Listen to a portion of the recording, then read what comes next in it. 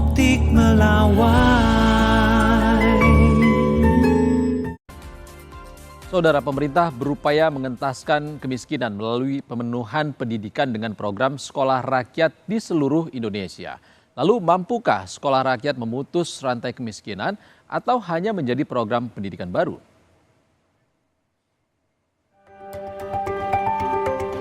Setiap warga negara berhak memperoleh pendidikan sebagaimana diamanatkan Pasal 31 Undang-Undang Dasar 1945. Berbekal amanat konstitusi ini, pemerintah meluncurkan program Sekolah Rakyat melalui Kementerian Sosial dengan harapan pendidikan dapat menjadi jalan pemutus rantai kemiskinan. Hal ini didukung oleh Peraturan Presiden Nomor 120 Tahun 2025 tentang penyelenggaraan sekolah rakyat menunjuk Kementerian Sosial sebagai pelaksana demi mengedepankan pembentukan karakter dan kecakapan hidup dengan biaya sepenuhnya ditanggung pemerintah. Peserta sekolah rakyat dipilih berdasarkan data tunggal Sosial Ekonomi Nasional atau DTSEN. Presiden Prabowo pun telah meresmikan 166 sekolah rakyat yang tersebar di 34 provinsi dan 131 kabupaten kota di Indonesia. Jika dibandingkan dengan jumlah penduduk miskin ekstrim yang mencapai 2,38 juta orang, penerima manfaat sekolah rakyat baru sekitar 15.000 siswa. Pemerintah pun menargetkan kapasitas meningkat hingga 400.000 siswa. Terkait hal ini, Indra Karismiaji, pemerhati pendidikan, menilai upaya pemerintah cukup baik, namun ada beberapa hal yang harus diperhatikan. Gagasan mendirikan sekolah rakyat memiliki tujuan yang baik. Bicara tentang sekolah rakyat tidak boleh hanya berhenti pada pertanyaan apakah ini akan membantu anak miskin. Pertanyaan yang lebih mendasar adalah apakah sekolah rakyat memperkuat sistem pendidikan nasional atau justru menambah fragmentasi baru? Pandangan serupa juga disampaikan Dewan Pakar Federasi Serikat Guru Indonesia, Retno Listiarti. Menurutnya, konsep pendidikan berasrama perlu disesuaikan dengan jenjang pendidikan dan kondisi psikologis anak.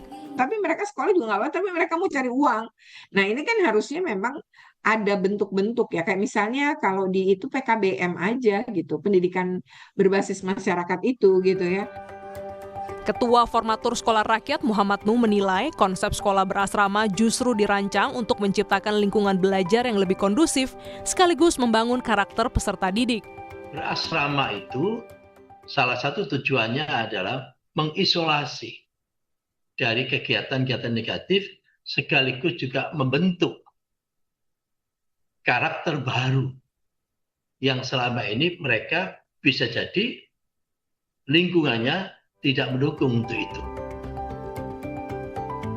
Pembangunan sekolah rakyat tahap 2 telah mencapai 71,13% di 93 lokasi.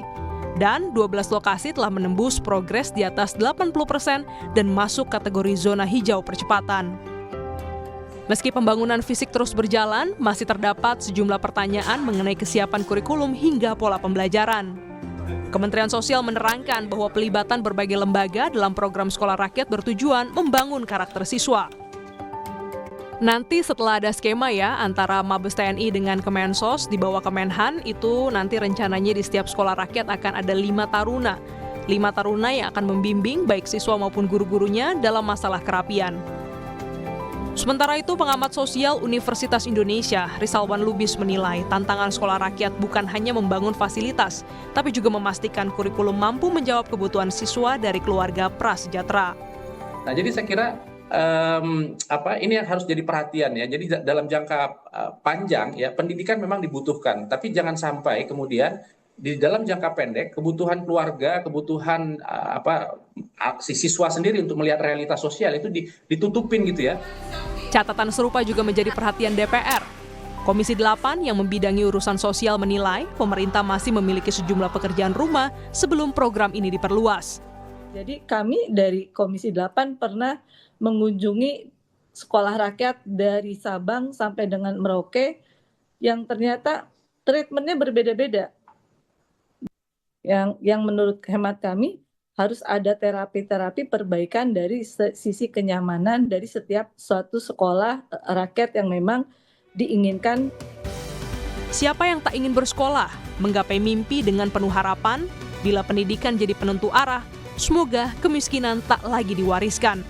Glenny Soktania, Kompas TV, Jakarta.